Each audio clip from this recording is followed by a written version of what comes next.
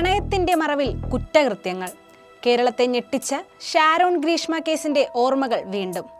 പ്രണയത്തിന്റെ മറവിൽ മറ്റൊരു ദുരൂഹ മരണം കൂടി ഇതാ.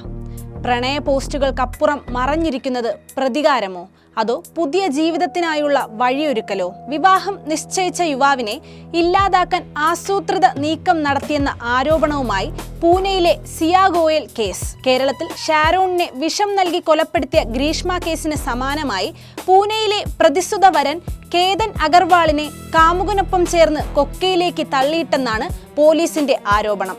ആദ്യം അപകടമാണെന്ന് കരുതിയ മരണം പിന്നീട് ആസൂത്രിത കൊലപാതകമാണെന്ന് അന്വേഷണത്തിൽ കണ്ടെത്തി. ജൂൺ 18-ന് സിയയുടെ ജന്മദിനത്തോടനുബന്ധിച്ച് കേതനും സിയയും മഹാരാഷ്ട്രയിലെ ലോഹട്ട് കോട്ടയിലേക്ക് ട്രക്കിങ്ങിന് പോയിരുന്നു. ട്രക്കിങ്ങിനിടെ ഫോട്ടോ എടുക്കുന്നതിൽ കേതൻ കാൽ വഴുതി കൊക്കയിലേക്ക് വീണുവെന്നാണ് ആദ്യം സിയ പോലീസിനോട് പറഞ്ഞത്. എന്നാൽ കേതന്റെ കുടുംബത്തിന് ഇത് അപകടമാണെന്ന കാര്യത്തിൽ സംശയമുണ്ടായിരുന്നു. പോലീസ് വിശദമായ അന്വേഷണം നടത്തിയപ്പോഴാണ് പല പൊരുത്തക്കേടുകളും കണ്ടെത്തിയത്. സിയ നൽകിയ മൊഴികളിൽ വൈരുദ്ധ്യങ്ങൾ കണ്ടെത്തി.